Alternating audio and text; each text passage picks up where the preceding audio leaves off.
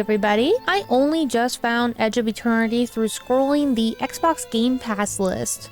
The art style, cover, and trailer had me intrigued, so I figured why not give it a try. Edge of Eternity is a turn-based linear RPG-based fantasy game. Your character, Darian, along with others, are on a quest to find a cure for the corrosion, which is a plague-like illness. Please note that during this review, there are going to be a few spoilers, but I'm going to keep them as minimal as freaking possible, I promise. Please note that this is also just based off of the first 2 hours of the game, so this is not a complete review on the entirety of it. Getting started with storyline. I think the story is well done. We immediately get a sense of who people are, their personalities and desires, just to have it all ripped from us in a heartbreaking turn within the first 10 minutes.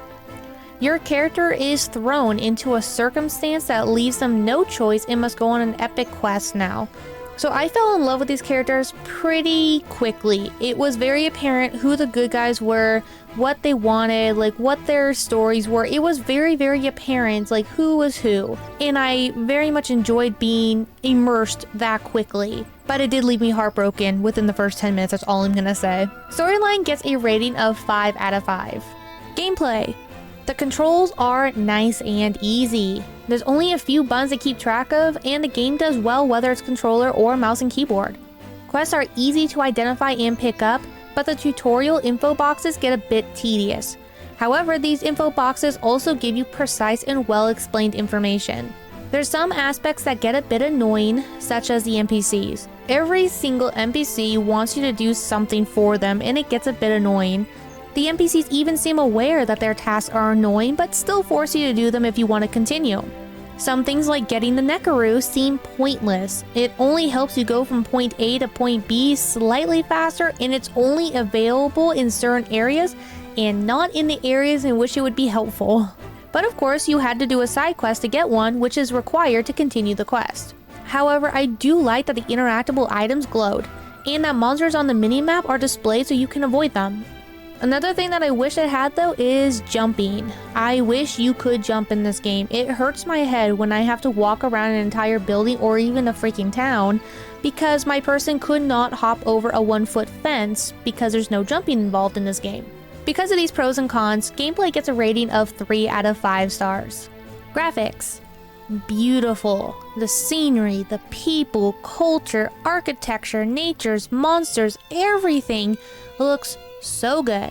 I very much like the way everything looks. I like even the UI as well. It's not too cluttered and holds all the information you need. The art style really just throws you into a fantasy world realm and helps with that immersion. Graphics gets a 5 out of 5. Music and sound.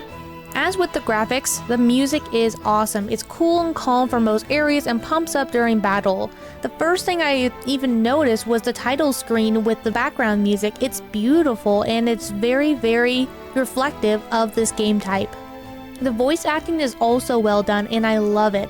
The lines can be a bit corny, but overall well done. The battle quick dialogue that your character shouts when attacking don't really seem necessary, mostly because there's only about 3 different lines, so you hear the repetitive of this often, but the music and sound are overall very, very well done and gets a 4 out of 5 stars. Replay value. Last but not least. So to be honest, while I liked this game when I was playing it, I've had no desire to go back to it. It's just sitting in my download folder. There's also no point in restarting the game either so soon because it's so linear. There's no choice or actions that you can do that will change anything.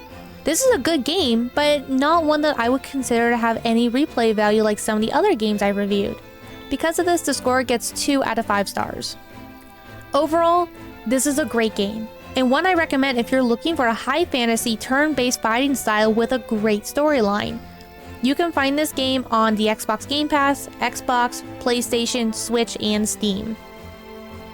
I hope you enjoyed this short review of The Edge of Eternity. If you did, please feel free to hit that like button, and while you are down there, feel free to hit the subscribe button for more.